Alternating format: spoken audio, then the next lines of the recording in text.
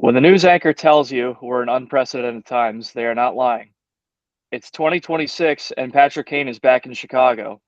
Not only is he back in Chicago, but he's getting paid twice as much as LeBron James. Speaking of,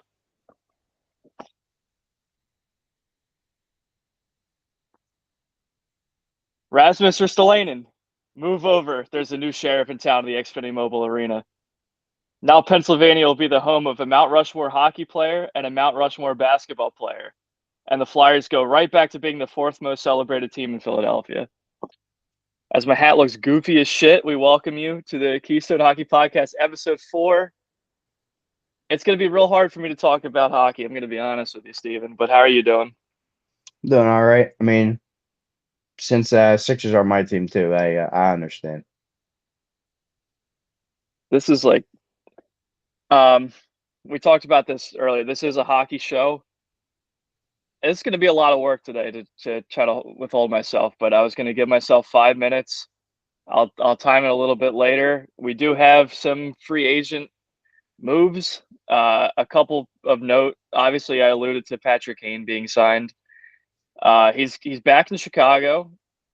We got a 2-year, $8 million annual salary cap hit. Bedard finally has a feasible line mate for when he comes back in November. What was your opinion on Kaner going back home, finishing the Uh, story? it's it. I mean, it looked like it was down to Buffalo or Chicago. I thought he was going to go to Buffalo. Truly, I thought he would have wanted to try to. I mean, I don't see Chicago making the playoffs. With Kane coming there, I mean, it'll be a help, but I still don't see them doing much. So I thought, like, if he was really after another cup, going to Buffalo would have been the way to go. And I think Buffalo needs somebody like that, especially in the playoffs. They get solid. You know you're going to get goals from them. You're going to get points, and you have that 3 cups under his belt, so he's got the experience. And you need somebody like that in your locker room. So it surprised me a little bit. The amount of money surely surprised me. I don't understand how. Uh, 38-year-old Patrick Kane is getting $8 million. But I mean, hey, when you got the money and you got nobody there, you can overpay like that. So I guess it'll help Chicago for sure, and it'll be nice seeing him in the Blackhawks jersey again. Not seeing him in a Red Wings one anymore is a nice sight, I guess, especially for Blackhawks fans. But yeah, I don't know. I mean, it'd definitely be weird seeing him in the Blackhawks uniform again, but it'll be a sight that a lot of people will be happy to see. So Yeah, I mean the legacy's there. He's already a Hall of Famer, obviously. Last year, I have his stats here: 16 goals, 41 assists for 57 points. That's apparently an $8 million player in today's NHL. I mean, Zegras did just get 9 million for a season where he had I think 66 points, 68 points. But he also plays a premium position. He plays a center. Kyle Davidson is just throwing money at people. He's definitely had the most interesting offseason of any general manager, probably. I mean, he threw Byram 12.5 million. Got Bedard signed for 15 million, which actually looks like a team friendly deal compared to like where these contracts are going. This, like you said, this doesn't make Chicago a playoff team. I don't know if there's any immediate free agent that would make them a playoff team. But this is a big season. They're going to have to show at least something. I don't think anyone's expecting them, especially with how stacked the Central Division is, at least top heavy. Um, that we, I mean, you can probably bet everything you own they're not going to be better than Colorado, Dallas, and Minnesota this year. I don't think they're going to be better than St. Louis. I don't think they're going to be better than Nashville. So they're going to need to show something, though. This is also kind of a big year for Bedard. And listen, this is the best line mate he's had in his career. He's for not sure. he's not sharing a line with Tyler Bertuzzi anymore. I actually think if they're going to go after someone for Detroit, I think maybe making a trade for DeBrincat would have made more sense. Bringing DeBrincat back to Chicago. I can't imagine there's too much bad blood there, but No, and he played with Kane. They had so much success together, especially in Chicago and in Detroit. So, I mean, if you put those two together and then have Benner at center, I mean, that's not a bad start. So, it would be objectively hilarious though if they just replaced that lot, like Bedard just replaces Taves yeah, on pretty that much. line very much. Which I mean, Taves just officially retired the season. I mean, it's just his journey to get back. I don't think either of us expected him to ever play again when he stopped in Chicago. Yeah, But what, like 2 years, two he full was like years? gone for 2 years. Yeah, it was just amazing. I mean, good for him for getting Oh, back. absolutely. But that was incredible in itself. But we'll see what happens in Chicago. It seems like Frindell is going to be their first line center. I think we talked about this briefly. It was either last episode or a couple episodes ago, but it's a lot to ask for out of like a 20-year-old coming in. He's only played like 13 NHL games, but uh, yeah, there's no real playoff expectations for Chicago this year, so I don't think there's going to be any like applied pressure for any of those guys. It's more of like a development year once again. But let's stay in division. To a team that I don't know if I'd say their clock is ticking, but they certainly need to make some kind of decision with Jason Robertson, and they avoided it, at least punted for the next year. Uh, Steven, he's not, at least for now, he's not joining his brother in Pittsburgh. Yeah. Oh well, next year. But yeah, no, I mean 12 million. I think it was 12, right? Yeah, One 12 for million 12. for 1 year. Yep. Um, that's pretty solid for what he is. And I mean, like you said, it's only 1 year. So if it doesn't work out, and I mean, realistically, I think the Stars window is like pretty much up at this point. It gets this year or next year, and that's it. Because Jamie Benn, he just signed his 1 year extension. But I mean, Ben's he's not the Jamie Benn that won the Hart. Hasn't been, which I love Jamie Benn. But I mean, Seguin, his career might be over also. So that the two that you grew up watching, or at least us watching the Stars, like that was the team, and now they're gone. So now it's really up to Miko, um, Miro, and I was gonna say Stankoven, but he's not there anymore. And Um, Wyatt Johnson. so and Wyatt Johnson. So I think they have a new core building, but I don't know. I mean, I feel like the two teams that they've had the last 2 years. I mean, I every year I thought they're my favorite to win, and then they just no show. So I don't know. It's definitely good for them, but also, and then I think it clears his qualifying rights also, if I'm right. So next year he would just be a regular free agent, I think. Yeah, he's an So unrestricted free agent on July uh, 1st, so 2027. Nick's got 2 years in Pittsburgh, so you know that dream's still there. I'm not gonna, all year long we just say, oh yeah, Robertson's coming, Robertson's coming. But it's good to get that out of the way now also, because that was dangling over our heads like, oh yeah, it's Robertson, and then it was Elias Pettersson. I haven't heard any update on that at all. So I'm assuming that that's not happening either. So I mean, it's fine. I mean, I'm content with the roster that they have. I don't see Dubas doing much more leading into the preseason and all that. I mean, he was more active during the early months of the season when he got Chinikov and he Delheinen. So I feel like that's kind of Kyle's track record with the Penguins currently, is doing it during the season more so than Mhm. in the off season. So I don't know. I mean, it's good for Dallas. And then it's good for Robertson at the end of the year. If he wants to stay, he has that luxury. And then if not, he could test the market anywhere he wants. So Yeah, I think looking into it, I think this 1 year deal, unless some kind of relationship soured with they avoided arbitration, but this didn't seem like it was a very easy negotiation between teams because Dallas is completely hogtied with the salary cap.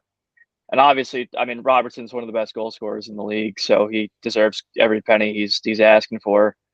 He turned down 15 million from the Kraken.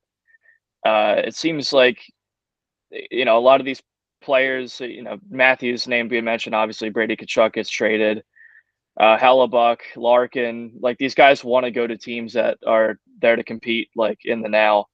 And Dallas is still competing in the now, and I really think, looking into it, Sagan's contract expires at the end of this season, so that's 9 million off the books where they can, and also the salary cap raises, I believe, 9 million. So they would have 18 million opening up. It's very possible they can get a deal done. I don't know if he wants to stay. I think he wants to stay.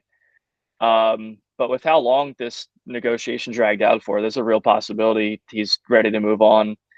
And if that were the case, Dallas kind of has to make a decision. Well, do we want to move this guy before the trade deadline in the middle of the season? Avoid a Marner and Toronto situation where they kind of just let him walk for nothing. He goes to Vegas. Could have won the Conn Smythe if they closed the deal against Carolina in the final. I'm sure that would haunt Dallas for years, and I'm sure they want to avoid that at all costs. So I mean, to just punt it, not think about it for at least a few months. I mean, it's good business for both sides, and it kind of sets up Robertson for a pretty substantial and pretty decent contract next year. But we'll see what happens. I still think Pittsburgh is, if any team outside of Dallas is out there, I still think Pittsburgh is the number one option. So I wouldn't lose faith, Steven. Yeah, I don't know. We'll see. Time will tell. I mean, I don't know what the Penguins are after this season. I don't know because Malkin will be all the big three are all up. So I don't know what the Penguins are after this season and if they're still even in the market for a Robertson at that point. So we'll see. This season should be interesting. Yeah, and I mean the Metro is going to be real competitive this year. We're obviously going to talk about Washington a lot because they, by all intents and purposes, like won the offseason. They brought in Tuck, Kyrou, Jenner. I think obviously you got to give to get, but losing Connor McMichael, like I don't think it's going to set the team back a huge step, but I do think that's a big loss. But I think they believe in Kyrou and what they're getting out of him. New Jersey, I think. I mean, they're going into the season with Jake Allen and Nico Dawes as their tandem.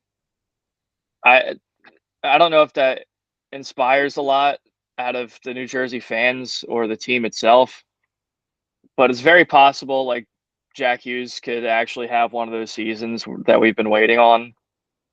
Um, I mean, like after they won the gold, he was on fire. Like once the Olympic break ended, he finished the season so strong after that injury. But feels like every time he gets injured in New Jersey, like the team just kind of uh, kind of shrugs their shoulders and kind of gives up and like folds. I don't know if that's a fair assessment, but they looked like a playoff team until he got hurt, and then he was out 6 weeks with that weird knife hand injury, Yeah. whatever the hell that was. He went out to dinner with Frank the Tank and was out for 6 weeks with a hand injury. That was really bizarre. I completely forgot about that actually. That was one of the strangest like in story season lines I could remember. This year it's like, hey, one of like the superstars of the NHL sliced his hand open. He's gonna At dinner. at dinner. Like, what was he doing? Like, I'm trying to think. Like, was he trying to cut a steak with his hands? And it's like, Uh, Maybe Tate was there. He was trying to impress her. yeah, Tate McRae's like, hey, can you do the hand knife challenge from from Vine like 15 years ago? Can Yeah, he was you playing imagine chicken. Jack Hughes just doing this? And it's like like, but yeah, it's funny because we had a whole planned segment um last week We were going to talk about our favorite players from division rivals because the whole spirit of the show is that we hate each other's teams. Uh, but we're willing to look past it, and I think that's a good message for everybody to take home. So we had a list of players that we were going to talk about. We are still going to cover. I got Steven's approval, though. I do have to talk LeBron, and it's I know this is a hockey show, but for 72 hours it felt like I've been floating. So I'm gonna time myself here. I'm gonna bring up the timer, and I swear to everybody watching, I will keep this strictly hockey as best as I can. Um, so 5 minutes starting now. You can just see all the messes of timers I just haven't deleted. But LeBron's coming to Philly. Um, it's so funny because this is like unbelievably similar to the Leo Carlson offer sheet, except the player's actually coming here, and we don't have to wait a week to find out that the player's not coming here. And it literally doesn't feel real. I mean, um, it's great for the city. I think there's like a real like rejuvenation the citizens of Philadelphia are feeling right now. Um, but as a Flyers fan, I have to look at it from a negative and a positive. I'll start with the negative. Um, and it's simply this. Since 2019, we've seen Bryce Harper sign with the Phillies as a free agent. And it took a couple years for things to play out there. 2024, Saquon Barkley signs with the Eagles. And now 2026, LeBron signs with the Sixers. There's a three, obviously, like incredibly elite athletes choosing to come here in Philadelphia. And still no one has decided to come here um, to play hockey here, despite being a hockey town, despite the organization seem like it's going in the right direction, at least in the past 2 or 3 seasons. I wouldn't want to play for a team that Chuck Fletcher and Ron Hextall are building, so I can't blame anybody there. Steven knows about the fact that you only got to experience 1 year of Ron Hextall pisses me off. That was two. I was two. Okay, all right. Yeah, we It's got too two. too many. Yeah, it was. I At mean, least imagine you going through have like the four, history of a player. I don't. I just have a history of always hating them. So but it like tainted it. It was, yeah, no, that's valid. it was like, ah, oh, dude, like this is arguably one of the three best goaltenders that's like ever played here, and Yeah. then he's also one of maybe the three worst executives we ever had. We're getting sidetracked. Um, yeah, it sucks because it's like again, I've always been like Flyers first. I'm like what we call 4 for 4, but the Flyers have always been my favorite team in the city. And once again, it's just like seeing another team bring in a superstar while the Flyers are sitting here again just missing out on everything. When Keith Jones said like they were banking on the free agency to be a huge class this season. This was 2 years ago. He mentioned this, and then everyone got locked up. There was with their original team. Like there were talks about signing Kaprizov to that like $17 million deal that like Minnesota ended up giving him, and bringing in Kaprizov would have been like insane. But obviously, he's staying in Minnesota for the foreseeable future. Um, but yeah, it's just another sign that like, hey, we've got Flyers still got a long ways to go, despite being on the right track. But there is a positive in it, which is to believe in your delusions, which is what I'm going to be doing for the next 12 months. Because who in their right mind would ever like last year be like, hey, LeBron's gonna be on this playing in Philadelphia? Not a single like person would believe you. It still doesn't even seem real that it's It real. doesn't. It doesn't. It makes no sense. Um, so that's just a good life lesson, and I'm gonna believe in my delusions the next 12 months. We're getting Zach Werenski, we're getting Connor McDavid, and we cook. and we go from there. Um, I heard McDavid ordered a turkey classic right before Hoagie Fest ended. Um, he went light And on the shout out mayonnaise. Wawa. Yeah, and then I went no lettuce because of the weird allergy we got going on, which I don't know if that's continuing. Uh, Yeah, who knows? I it's like think that both of virus that us. was on the boat. Yeah, the Hanta, Yeah, we the late bullied it out Shuga, of there. the late Shuga virus. Um, but we'll get into the subject of the video. Oh, let me see how much time I got. 16 seconds. Perfect. All right. We'll get into the original subject of the video. We're going to be talking about our favorite players from rival teams. We're going to go in alphabetical order. So we're going to start with the Cup champions, and then we're going to end with me talking about Pittsburgh, and then you talking about Philly. It's, we're saving the best for last. We're saving the tea for the end. Um, but we'll start with Carolina, Steven. I am like 100% certain who who number one's going to be. Yeah, it And might be easy. yeah, our one rule, I had like like a couple rules like personally, but the one rule we had was like players that we like actually watch play. Like I couldn't cop out and obviously say like Mario for Pittsburgh. Uh I had to swallow the bitter pill.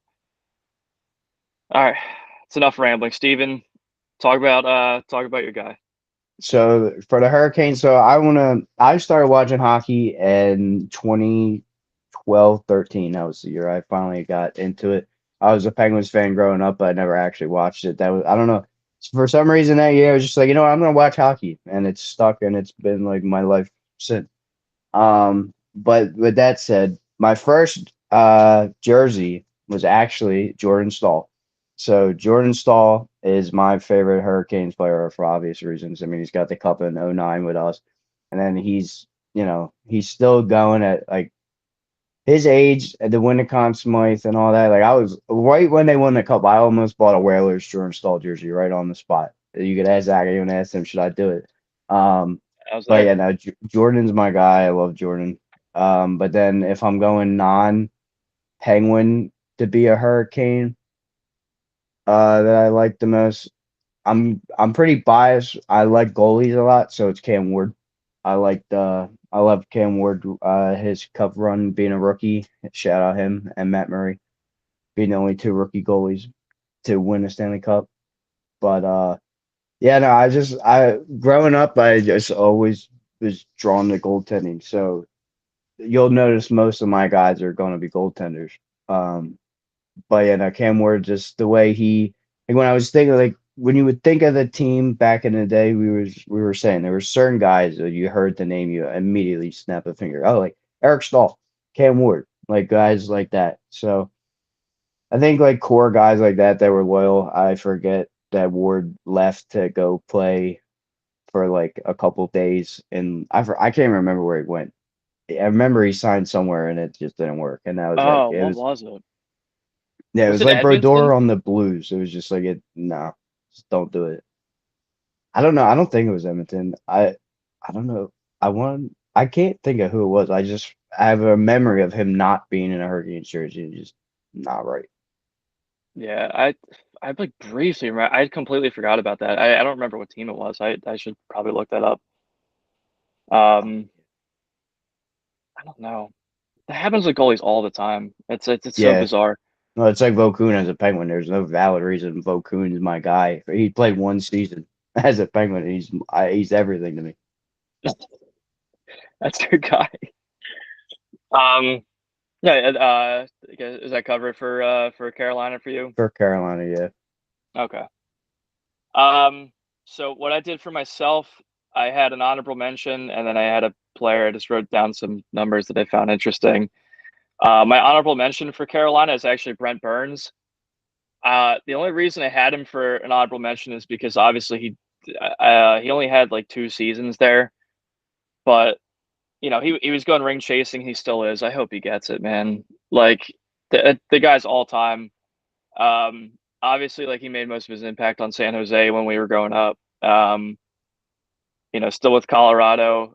There's nothing that suggests he's gonna retire this season. I hope he goes at it again. Obviously, Colorado's going to be in it like every single year. It shocks me they only have one Stanley Cup with the team they have. But my selection, my favorite player in the Carolina Hurricanes, a current player, is actually Jacob Slavin. The seven, so 784 games played, 56 goals, 251 assists, 307 points. His plus minus for his career is a plus 175, which is ridiculous. Um, but as absurd as that stat is, the stat I couldn't believe more. He's entering his 10th season in the NHL. He's averaged the most time on ice in Carolina over that span at 22 minutes in his career. He only has 98 career penalty minutes in uh, in in 10 NHL Damn. seasons, and he's For the arguably one of man the for best the shutdown Soaking. defensemen. 98 minutes and 10 seasons. Like That's that the just doesn't even make sense. Some he people get that in averages a game. five. Yeah, it's like he averages five. He averages five penalties a season at that rate. Yeah. That's remarkable. And the amount of time he plays and like as Yeah. like reliant as he is, it's absurd. I had to write that down because I couldn't believe that. And obviously, this is going to be a theme on this list for me. The jersey's back there, gold medalist this year. That just added a boost to like whatever player I already had on here is just winning the gold on that team, and he was a big part of it. And I think the time I really started to become a fan was actually the Four Nations, which was like a year before the Olympics, because he was arguably the best player for the United States in that tournament, that mini tournament. That dude was unbelievable. He's one of the best shutdown defensemen in the league. Yeah, just an elite player. So I had to put him there. So that covers for Carolina. We'll jump into Columbus. This might be a sad one to be real with you. Yeah. Steven, we'll start with you. So for Columbus, his short stint there before he was tragically taken from us is obviously Johnny Hockey. It's really a shame. Like I don't like Columbus being a Penguins fan. We had that rivalry there. We own you guys, but it's all right. Um, but Johnny, when he signed there, and then they brought in Sean Monahan, I was like, all right, this is finally a team that Columbus, because Bob was still there. Like this was actually a time that they actually might finally have something going, and then tragedy happened, and they really haven't recovered since that. Um, so it's Johnny Hockey, and then I would probably either do Zach Werenski or Bobrovsky. As much as I don't want to put Bob up there, he's one of the greatest of all time. You can't not. And I mean, he had most as he's got the cups in Florida, but his like best years were when he was winning the Vezinas in Columbus. And if he was doing Easily. that on Columbus with nobody in front of him, like that really, yeah, Jack Johnson. I don't know how Bob's winning a Vezina with Jack Johnson in front of him, but he did it. But then yeah, Zach Werenski. I mean, he's always top three defenseman in the world currently, and then Olympic gold medal. So that's what I would say for Columbus. Yeah, I also same thing here. Honorable mention was Zach Orensky, best first name in the league, um, and um, and he just won the Norris. I mean, his season was unreal, and he basically carried them as far as they made it before like their collapse, like at the end of the season. And I don't know if I buy that he's like really committed to staying there, but yeah, I had Johnny too. It's just that you kind of can't not have him there. I was such a huge fan of his when he was in Calgary. He means a lot to this area. I think him and Matthew's funeral was like only like 15 minutes away from here. Um, I mean, he's a hero around here. Um, I loved Philadelphia. He was a South Jersey guy. Um, it just such a fun player. That just unbelievably shocking and sad. And he only had 2 seasons there. He did it. he had a 70-point season was like his final year there. He was still really productive. I mean, his last season in Calgary was unbelievable. It was like 119 points. He had an overtime clinching goal in the playoffs against Dallas. He was just guy was all time, and he still should be here. He should have been on that USA team, and he was. He was there with them. Um, I don't know if there was a single dry eye in the country when they brought out his jersey with his family there. It just yeah, he should still be playing hockey right now. It's completely senseless and demonic. Um, yeah, we'll brighten things up. Uh, let's go to maybe my least. Nah, no, no, I can't say that. But let's go to New Jersey Devils. Um, this is a pretty easy one for me to guess for you. Yeah, it's Marty Brodeur. I I say Brodeur is the greatest goalie of all time. I'll stand on that. He's actually one of the first players that wasn't a Penguin and I bought like a shirt for. I have his Hall of Fame shirt or whatnot. Just the way I don't know, Brodeur changed the game. I mean, they have a whole new set of ice just because of how good he was behind the net. Um, but I mean, when you hear the Devils to this day, it's still just Marty Brodeur. Like it's Marty Brodeur forever and always. Um, and then I guess like if I had an honorable mention in the meantime, uh, I don't know. The Devils are a hard one. Like it's really always just been Brodeur. Like I can't never really think. Like I never cared for Kovalchuk really. Um, and then current day, I guess it would be, your theme is the same as mine. It'd be Jack Hughes, and for obvious reasons, the gold medal. And then I think he's just a great player in general. But if I'm going all time, it's Marty. Yeah, I wrote. I knew your pick would have been Marty, so I put him in my honorable mention because it was just like too much of a layup. So I kept him there. The guy selected, you also mentioned, and it's hilarious because if you asked me last year, he was one of my least favorite players in the NHL. Um, and it's crazy that what half a tooth and one goal can do for a guy's legacy. Yeah, it's Jack Hughes. I really I hate the Devils, so um, the fact they had. Well, I mean, obviously, I don't hate Nico Hischier really. I got nothing against the guy. Um, but it was just like Jack Hughes. I think he's just got so much skill, and he was on a team I hated so much, so naturally I just hated the guy. That all changed. That all changed this February. I mean, he's immortal now. Um, and so his career number 429 games played for New Jersey, 168 goals, 260 assists for 428 points. So he's 1 point off of having a career point per game. He's had so many injuries over the years, which we talked about a little bit earlier. Um, and I don't know, I could really see this being one of those years where he goes off like we're all expecting. He can probably go off for 100 points. I don't think anyone would be surprised if he did. It's always been about his health, and if New Jersey is going to take that jump that I think a lot of people have been waiting on in this era of him being here. And Markstrom's gone. They really expected him to be the one that sent him over the edge, but I can really see Jack Hughes just going off, maybe being like a hard finalist and like getting them there. But he's going to have to drag New Jersey if they want to make it. Really, I don't think their blue line's strong enough. They got rid of Nemec, who just didn't work out for them. So it's really up to Jack Hughes if they really want to make this happen because this division is going to be pretty difficult. Even though the division was like pretty bad last year, they I believe finished seventh. But we'll see. I mean, he's just an incredibly skilled player. If I were to if I were to turn it into a petty competition, I still think his brother Quinn's a little bit better. Um, it's just the way he skates is like You watch Quinn Hughes skate, you're like, what the heck? Like this dude's not from Earth.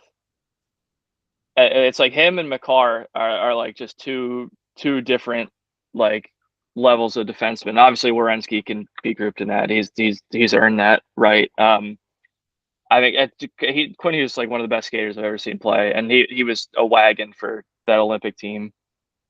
His brother just finished it off, and that picture's probably in every frat house framed up on the wall in the United States. Um, let's move. We're sticking with the news. We'll go with the New York Islanders. This was a tough one to me because again, this is another team I've hated for no other Yeah, reason. It's just I hate the Islanders. I don't know why. It's just it's just it's a it's Philly New York natural. thing. Yeah, Yeah, it's like a Philly New York thing, and it's also just you're never gonna like your rivals. So who do you yeah. have I for don't. Isles? Well, the Islanders fans aren't gonna like me because I like John Tavares. So, as much as y'all hate him, I don't. I honestly liked him better as an Islander. I don't really care for him as a Maple Leaf. As crazy as that sounds. So yeah, no, I don't know. Growing up, I just liked watching Tavares' game. I always had that overtime goal when he scored against Florida. That one's like always just in my Unreal. head. Um, just I guess growing like joining hockey then, even though I was a Penguins fan, I don't know. I like Tavares, but then I guess if we're going right now, I guess it would be Barzell, even though um I don't know. There's not a lot of Islanders guys that I'm too fond of. So I guess if I'm saying now it'd be Barzell. I just like his game. I would just wish he could stay healthy for them and for the game because I feel like the game's better when the good players are all healthy. So and then they really haven't had a goalie that I've cared for in all these years either. I mean, I guess in the Barkov, but that was like a one or two seasons, and that wasn't that great. So, I mean, yeah, my Islanders picks aren't that great. And then picking John Tavares, that's definitely everybody's favorite. So, He's public enemy number one still on the island. no, they're still burning that jersey to this day. Yeah. They just pour Long Island iced tea on it and just light it on fire. Shout out Zach Ryder. Yeah, that's actually I was actually about to bring him up, but I didn't want to. I knew it was on the front of your mind. I'm like, all right, I'll throw him a bone. Actually, it's Matt Cardona. So, Yeah, true. Yeah. Um, it's funny you bring up goaltending and not really having a care for him. My honorable mention for the Islanders, I actually have two current guys as my picks. I had Ilya Sorokin as my honorable mention. It's just he's one of those crop of Russian goaltenders that's just like an absolute wall. Um, it's him. It's Igor, Vasilevsky, and then we'll see how Bobrovsky does in Toronto. But he was a Vezina finalist this year. A lot like Werenski, where they came up short getting that third Metro spot at the very end, where it just seemed like everything collapsed, and they fired Patrick Waugh with like 4 games left in the season, which I still don't really understand.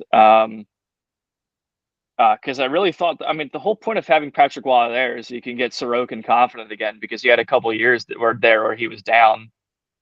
Um, or I remember in 2021, it was like, oh my God, this dude's like a stud. Or no, Varlamov was there actually. I don't even somehow think he's that was still there. Sorokin. Yeah, yeah. Somehow, he's like Palpatine. He's Yeah, somehow by Wallmouth returned. yeah. But I put Sorokin. The Russian goalies, you can't stop them when they're on. Um, but I had to put Matthew Schaefer as my favorite Islander. Um, it's just because I really don't like any of the Islanders, to be honest with you. I thought about putting Brock Nelson, but I I couldn't hammer the list with Olympians, yeah. only Olympians. It's just like, what's the point of me doing anything? Um, but I put Schaefer. The few games I was able to watch him on TV, when the Flyers were playing the Islanders, he was so obviously better than everybody on the ice, and he's only 18. Um, he wins the Calder, scores 23 goals as a rookie defenseman, 36 assists for 59 points. He played every game. His time on the ice, Steven, was 24 minutes and 40 seconds. That was his average time on ice this season. 18 years old, I mean, playing I guess if half a you're just, game. I guess if you're just gonna run a guy into the ground, I guess this is the way to do it. But like, the dude is so far and ahead, like the best player on the Islanders. And it's ridiculous. I mean, and the way he carries himself, he's got, learning more about him, like off the ice, his story, and it just seems like such a good guy. Clearly been through a lot with his personal life, and I mean, I was just like like watching the guy. I was just like instantly a fan, and it's tough because like it's on a team I hate. That's never a good feeling when like you just see a guy, he's gonna like haunt you for like the next decade. You can just see him. This is like his basement. This is just the floor for him. No, he'll Um, absolutely be top three defenseman. I mean, he has the ceiling to be the number one in the world, I think. So yeah, it's only he's probably gonna get there in like 2 or 3 seasons. McCarr and Quinn Hughes are obviously still gonna be doing their thing, but like this dude's unbelievable. There was a game. I think it was. I think it might have been the last game the Flyers played the Islanders this season. And it was in Long Island, where the Flyers had, I think, 4 minutes with an empty net. And he literally saved like 4 shots by himself. He blocked 4 shots from going into the empty net. Like the dude was playing goalie in the last 4 minutes of the game, and he was stopping everything. Now, granted, the Flyers versus the empty net was like the greatest battle since, the power you play. know, yeah, the fly, yeah, only second to the Flyers in the power play. Um, I couldn't believe what I was watching. I'm like, this is one of the. I mean, this dude's unbelievable, and this is literally like the floor for him. And I was just instantly a fan. Like the fact he was just putting his body on the line like that to just a game where they were like down two. Uh, Crazy, absolutely insane. The kid's a stud. That's all I'll say about Schaefer because as this podcast continues, I assume we're not going to stop talking about him. He's going to be elite. He could win the Norris next season For sure. if we're being honest. Um, all right. Well, I won't say this one was difficult. This next team, but if I were to pick a least favorite team around the league other than the Penguins, it would be the New York Rangers. So objectively, this one was pretty difficult because I just hate the Rangers. It just goes back to the New York and Philly thing. I mean, it's just the reason why we hate the Mets. It's the reason why we hate the Yankees, why I hate the Knicks, and why I hate the Giants. And we can just keep going and going and going. But I think this one we're actually going to have the same answer. But I'll let you begin with the Rangers. For the Rangers, it's for me, it's Henrik Lundqvist. I love watching Hank play. I really did. As much as I hated him being on the Rangers, I'm glad he. Well, I'm not glad because it sucks for him.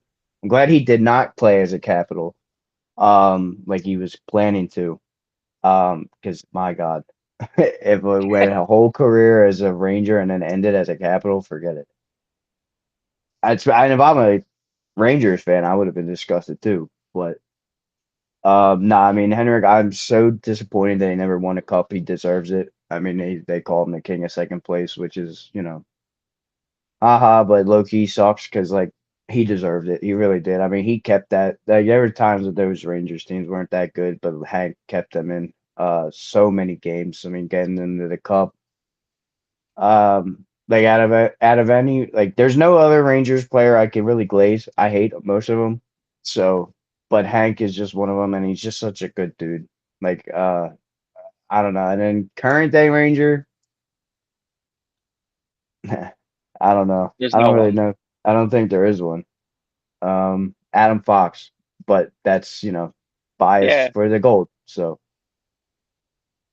man, Um, Rangers definitely are. They're like the Capitals for me. There's not much I can say positive. they're an original six team and they have nice jerseys. That's the only thing I can. That's the only thing I could say. Yeah, I've always hated him. Uh, my honorable mention is it's my honorable mention is Jonathan Quick because he beat the New York Rangers in 2014 in the Cup final, and he just retired. He's still working with the organization, which I mean, good for it. I love Jonathan Quick. I think anyone like in our age like loves Jonathan Quick unless they're like a San Jose or Anaheim fan. Um, yeah, obviously a two-time Cup winner, just all around. I mean, one of the best American goaltenders of all time as well. I But yeah, say he is the greatest. think It'd so. be him or Ryan Miller, yeah. But I think Quick, I think I would put over Miller. Over Hellebuck,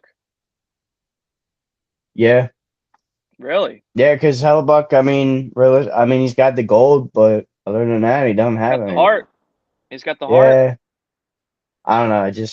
I don't know. Quick, because like, I don't know. Quick just seems more of like a staple of the league at that time too.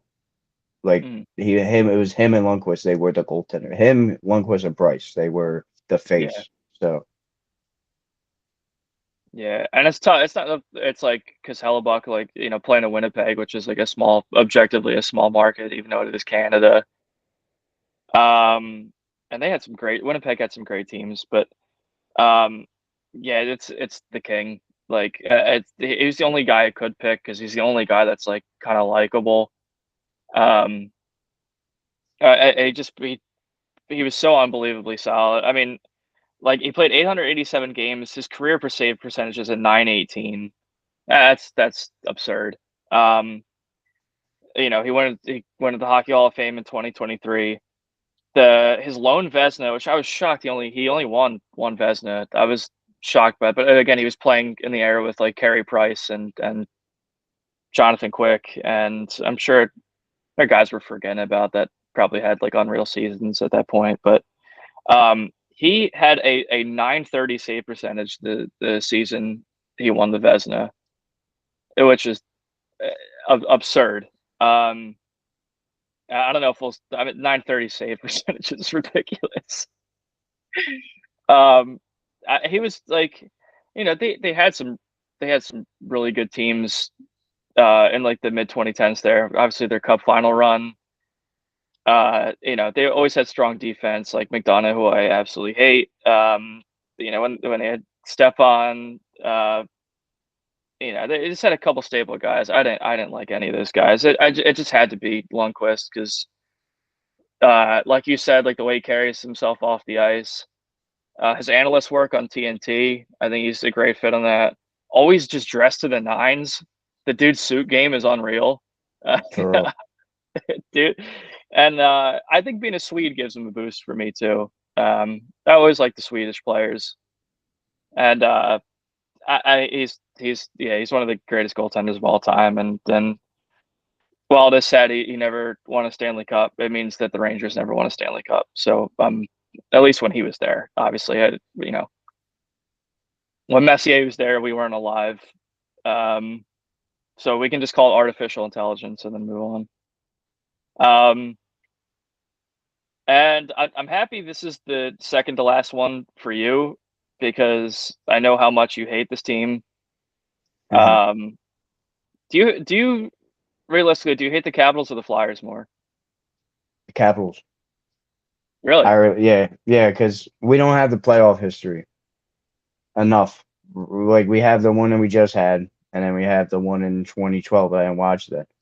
So, um, from my viewing experience, every cup run we've had to go through Washington. They had to go through us. So we have so much history in the playoffs with them, and somehow they're harder to pick for this than the Rangers. But uh oh man, because there's like a lot of there's an easy answer, like Brooks or Pick, Yeah. but I'm not using Brooks. So as much as I despise, and I'm gonna say it, I guess it would be Ovechkin. Um, just because like I've said before, without Ovechkin, Sid's career is obviously still elite, but I feel like the two of them pushed each other, got got their games to where they are. Um, and I mean, now that I'm older and I can put aside like the sports thing and part about the sport and just see him as like a human. Like I don't know, I like Ovechkin, I really do. Like his him swimming in the fountain after he won the cup, Dude, the and summer I of mean Ovi was he incredible. the way he carries himself too. I mean he's just all professional. I never hear anything bad about him. So as much as I despise him as being a Penguins fan, I would say Ovechkin. I don't have an honorable mention because I there's nobody else I really like. I guess maybe non-ex Penguin wise, I liked Holtby a little bit just because I like goaltenders. But like other than that, I hate all of them. Yeah, I thought about putting Holtby. Um, because it's funny to go back to Hellebuck. Like he was the first one that had like that insane stick save to Yeah, really help the them. the save, The save, yeah, I love how everything is just the even though Fleury had the save, and they rephrased the title for the most recent save. So well, Mike Richards had the shift. Um, I'm kind of surprised you didn't have this name. My honorable mention was TJ Oshie. Uh, really, you do not like Oshie? I like Oshie as an American Olympian, but as a no. Yeah, Because he was there for all those battles in the playoffs, so I can't. true. Yeah, I mean, I liked obviously like TJ Oshie was when we. I mean, he was Captain America when the United States was just still not winning hockey. Um, I mean, that was like incredible to watch. Just him going at Bobrovsky like 5 times in a row. Just incredible. We're not going to probably see that again, just based off of the how the game is played. It's still kind of surreal Do to they think even about it. have the shootout anymore in the Oilers? I don't Yeah, think so. They do. yeah. So if that 10-minute like 3-on-3 period ended in the gold medal Oh, game, it would okay. have gone to a shootout. Thank God it Um, did. yeah, I know. Yeah, because I don't know the way Hellbuck was playing though. I don't know if anything was getting past him. But I put TJ Oshie. I was surprised when I was looking at his career that he played more games in Washington than he played in St. Louis, which I was surprised. I just always remember him as a Blue. Obviously, like he played so long in Washington, but I thought he had more time in St. Louis. So I was a little surprised by that. Um, but yeah, I mean it's another obvious one. I almost didn't want to say Ovi because I just wanted to think outside the box. Because like I mean we talked about Ovi every episode, Somehow. and yeah, Being the somehow. teams I we mean, like. I know, yeah, I know. It's just like, and I never like. It's funny. I'm kind of the inverse where, like, the Flyers really don't have that much history with Washington. They had that 2016 series, which that was a disgrace from the Flyers fans that day. Um, when that was the night to honor Ed Snyder, and people were throwing the wristbands and just garbage stuff. That I think that's like probably the low point that for me for like any Philadelphia uh like fans, no matter what the team is. That was just disgraceful. But you kind of have to say Ovi. I was rooting for him so hard in 2018 to win the cup. I want to see greatness get rewarded, and I if I think if the shoe was on the other foot or the skate was on the other foot, and if you imagine a world where the team accolades were switched for like Sid and Ovi, and like Sid had gone that long without one. If that was like his one moment where like he could have had it, as much as I would have hated seeing like Sid, obviously I've seen him win it twice and he's won it 3 times, so it's not like it. Yeah, it's not like I could really like say anything about it. But I just want to see greatness get rewarded, and you can't talk about the story of hockey without Ovechkin. Um, Three-time Hart winner, Calder winner. He had a 50-goal season in his Calder season, which is just ridiculous. Nine-time Rocket Richard winner. It's ridiculous what he's done. 929 goals, possibly his last season. I did hear something that maybe someone in his family, I think maybe his wife suggested that there could be another season after this. I could see the psychopath in Ovi wanting to go for 1,000 goals in his career. I don't know if he gets it because these days he doesn't really skate. Like if you watch a game with Washington It's his playing, power play spot. yeah, you literally could just put a folding chair in the and like the face off dot his office. You could just put a chair there and like the game wouldn't change at all. Like And he's still going to score it 30 times. it's insane. Like it's like it's Stamkos' spot too. It's it's obviously it's Ovi's spot, but I mean Stammer is the same way. It's like he would just fire from there. It's no matter what you're gonna do as a goaltender, it's just gonna go to the back of the net. The summer of Ovi was incredible. I mean, just him just being absolutely blasted, just screaming into the mic. Him going into the fountain. It was a beauty to watch. I don't like Washington. I don't have the hatred for them though. There are a couple of guys. I thought about putting Nick Backstrom here because and again, it's another Swede. And he was just an assist. I mean, Ovi would not have as many goals as he does without Backstrom putting it on a tee for him every single time. So yeah, it's Ovi. Like it's just there's nothing else to really say. Um, and here we are. I'm actually curious what you have. I don't. I have a guess on who you may have for Philadelphia, but I don't know entirely. Um, but I think I might have more hatred for the Penguins than you have for the Flyers. So Yeah. it could be easier for you. But who do you have as your favorite Flyer of all time?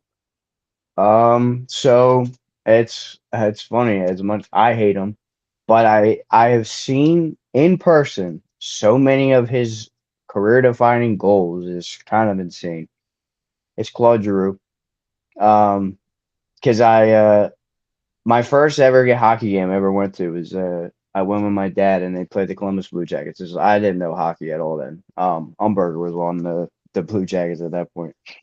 But it was Columbus. This is like 2013, and Giroux had scored a fall. He was falling face down, scored a falling backhander, top shelf, like right here. And that was the first game I ever seen. I was like, all right, that's pretty impressive. And then later on, time goes on, see more games with Giroux, and you could just see that he like the city's on him, and the city like he embraced the city, like he embraced being a Flyer, like he is. When I think of the Flyers, the last 20 years, that's who I think of as Claude Giroux. Um, I saw the Stadium Series, that disgrace of a Stadium Series at the link where he scored the overtime winner in that game. And I just as much as I hate him, I don't hate him as much as I hate Ovi, even though I respect Ovi. Giroux, I just because I just gotta hear about Giroux more than I gotta hear about Ovi.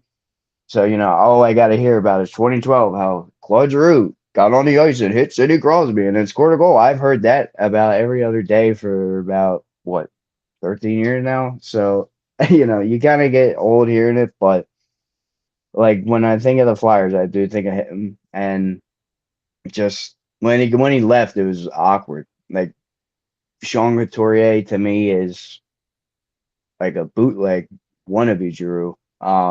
Oh But man. But I don't know. I mean, Drew, I was kind of expecting him to come back, and then when he didn't, and he went to Ottawa. I was kind of like confused on that because like Ottawa's not winning the cup. But I mean, I don't know if Giroux coming to Philly would have changed them, making them a cup favorite. But I feel like he definitely would have had a better shot here than in Ottawa.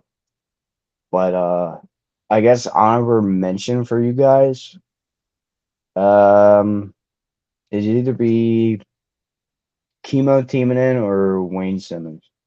Yes, let's go. I was praying to God he said Wayne Simmons because there was that time. Who was it that was it Dumoulin or Russ that he murdered in the Stadium That was Series? at the Stadium Series. It was Dumoulin. It was a hit on Yeah, Dumoulin, but Letang got both Dumoulin and Letang left this game that exact play. So for the rest of that game, it was down to Justin Schultz, who had just came back from like 6 months away, and like Chad Wheel. So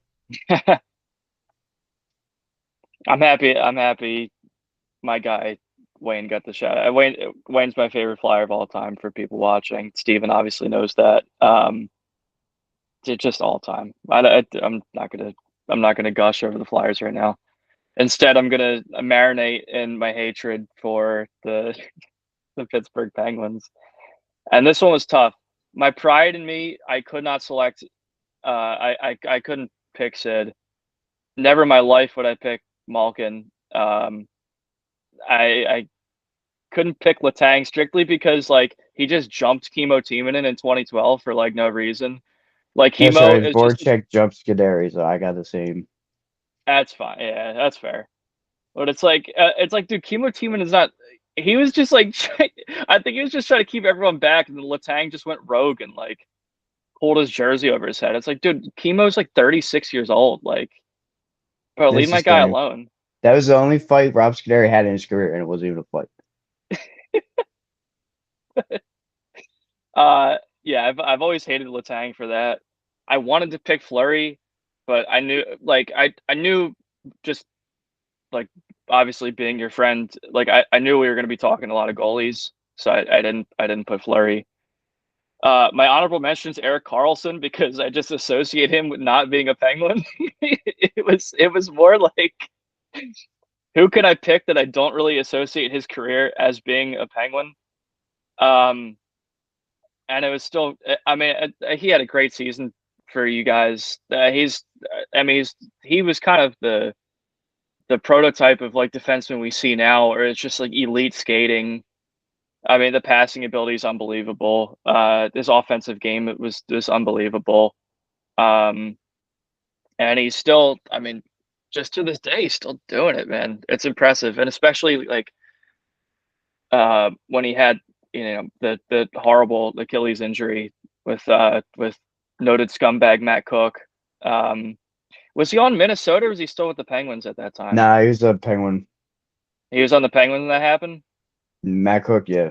Yeah, but that I mean to come back after such a gruesome injury and not let that hold him back. I mean he's again another Swede, like just a great player.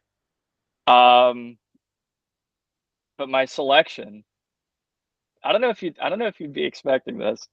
And it's for one reason only. My favorite penguin of all time is because of one photograph of a man at a golf course No. with the cup having what I would believe probably about 2 dozen glizzies inside the Stanley Cup, smiling like a little kid at a Chuck E. Cheese on his 4th birthday. It has to be Phil Kessel for me. One of the like funniest players like ever, like in my opinion. And it's not even like just me like just finding him hilarious. And I think like all hockey fans think the dude's like he's a one of one, just like an all time character. I liked him when he was in Toronto because he really didn't take anything from the media and like always gave it back. Because the Toronto media was just always on his ass. It's just saying how out of shape he was. Obviously, I mean his diet. I mean he's got the diet of like a gamer. He does like, and I'm not talking about hockey gamer. I mean like literally just playing like Halo with no sunlight. I Yeah. mean the way like 3 Cokes Yeah, like he's a got a day. build up one too. Yeah, and like saying all this, the fact that he has the Iron Man streak of 1,064 games with the way he like took care of his body and like the diet, it makes no sense. It kind of defies science in a lot of ways. Like the guy's an enigma. I think like nutritionists are still trying to figure out how he did it. Um, and I just, I mean, like they even like he was such a good skater for like kind of being like overweight, to be Yeah, no, honest. he had the speed, which didn't add up. His game makes no sense. It was an anomaly. And the other thing too, I put on here was the two cup runs he had on Pittsburgh, where I thought besides Sid he was the best player. Um, He for should have won the Conn Smythe in 16. I'll die on that hill. I think yeah that should have went to him. he kind of like, so 49 games played in those two cup runs. He scored 45 points.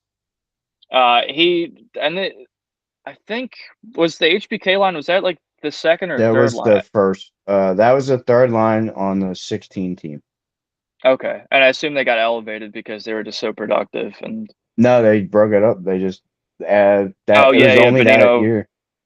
Bonino went to Nashville, and then Well, no, the 17 they did like different lines for 17. Like that's when oh like okay, Gensel showed up, so Gensel had taken a spot. So, but the HBK line they kind of divided at that point. I think Malcolm was playing with Kessel then, and then Bonino and Hagelin I think stayed together on the third line. okay, yeah. I mean, I had to go with Phil, and then also you know, him getting a third cup in Vegas, just like on his way out, just really cool. I was always like Phil, another American hockey player. I Hey, maybe now should he's have mixed it a up. now he's the face of poker. He plays poker. Yeah, I keep getting ads, and it's always about some poker. And it's always Phil. It's weird, Damn, Phil but Kessel's getting casino money. yeah. Damn, good for him, man. Getting that blood money from casino, good for him. I think, I mean, I had one Canadian on this list, which was actually kind of surprising, and it wasn't like it wasn't intentional. Um, it just broke this way, but I think that about it covers it. I just had to go with Phil. The guy's hilarious. He's all time. Well, it's funny. I'll compare us when we got Phil. That is like my version of getting LeBron, because like it really was. It gets funny is it. I mean, look, it won two cups. I mean, we haven't had Fair. a we haven't had a name since that big sign. I mean, Carlson, but um, like in their prime, like we got old Eric, we got prime Phil, and it just clicked so well. So I don't know. I mean, out of everything, like signing wise, that's the only thing I could really compare it to. I mean, Fair is obviously, fair.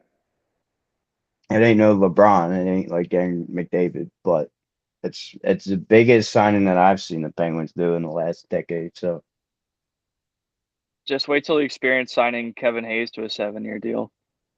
no, no, we moved on from Kevin. Hopefully, What about hey James though, Van Riemsdyk to a 7-year deal? we have Trevor now. There you go.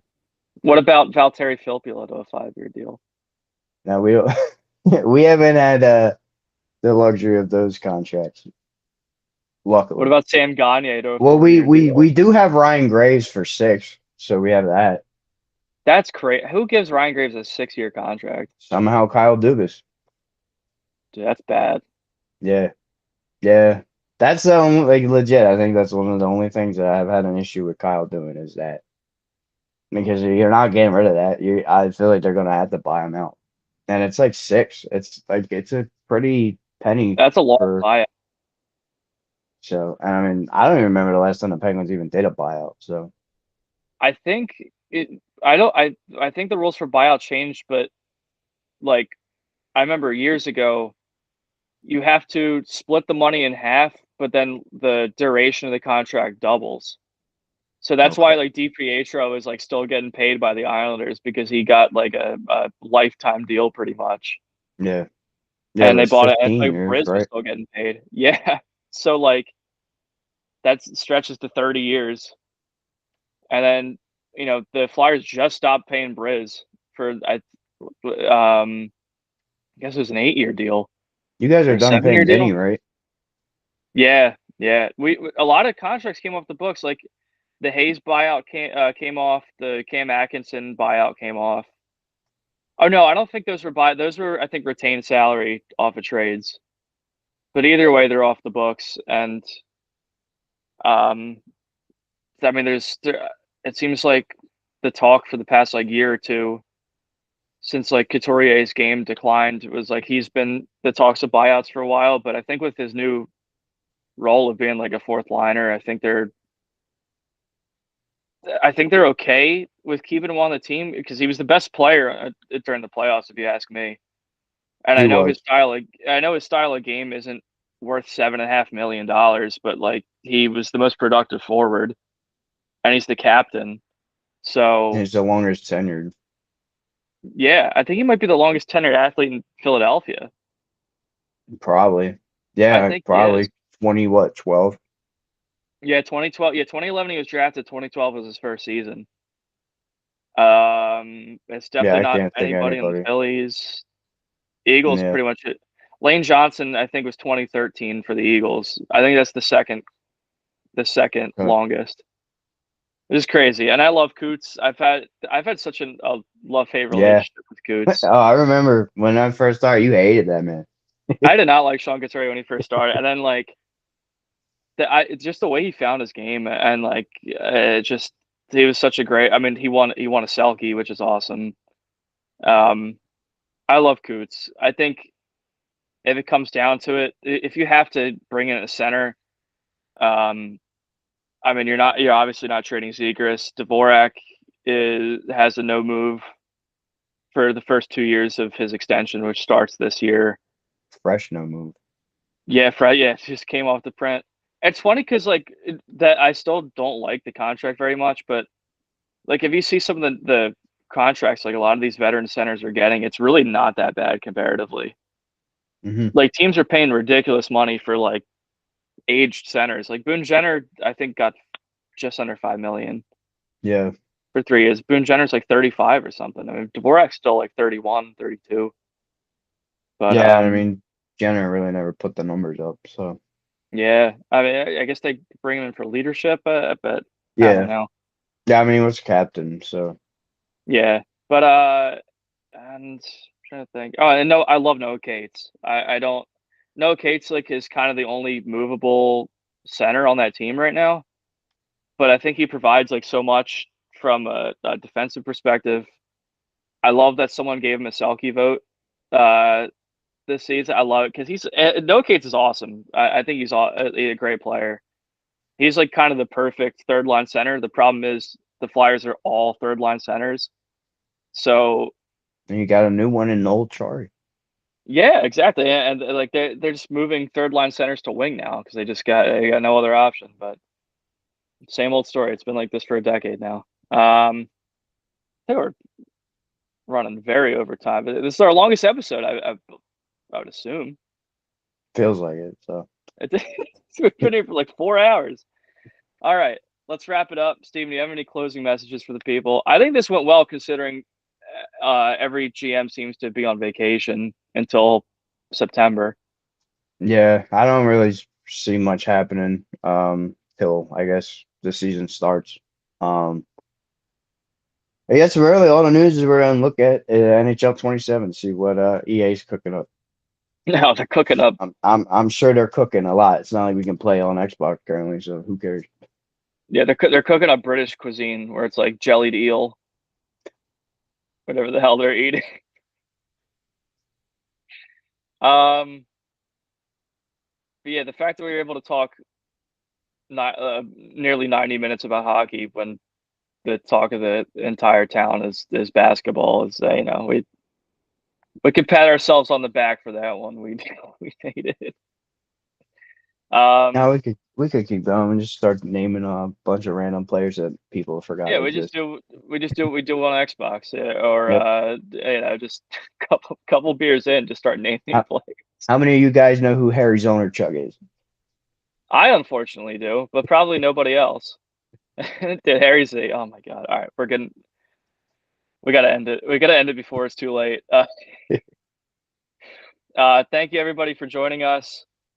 Um, we're gonna again try to mix it up, come up with some topics, some fun topics. Hopefully, nothing too awful. But yeah, we'll see you guys. Thank you for joining us. We'll see you whenever we record. Bye bye. All right.